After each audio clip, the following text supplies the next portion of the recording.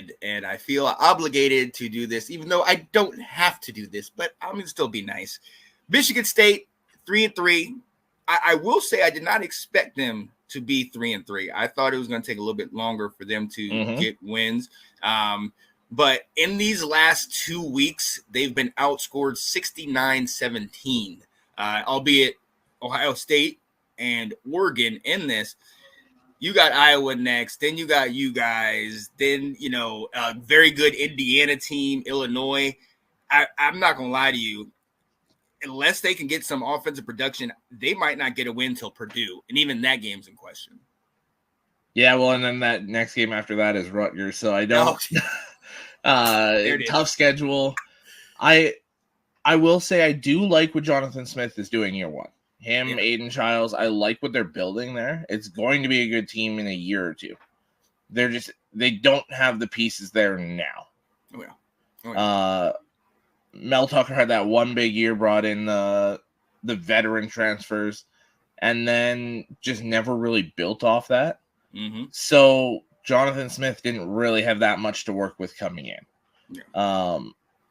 Like I said, I like where it's headed for them.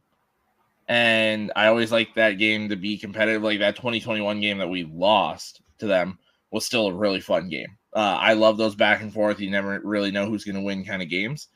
And hopefully they can get back to that. It's just not going to be this year. I don't think they get a bowl either. I think realistically, they probably lose all of them but the Purdue game. Yeah.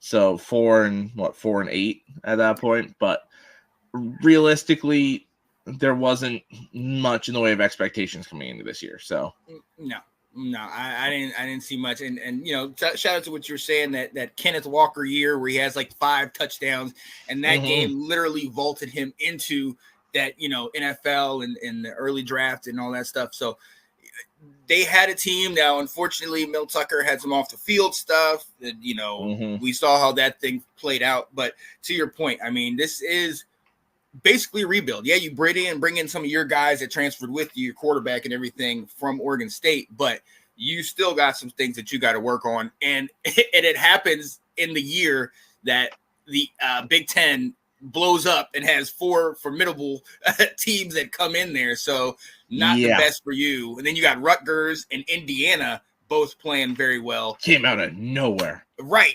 So, sorry, Michigan State. Sorry, might have jumped off the bandwagon just in time. All right.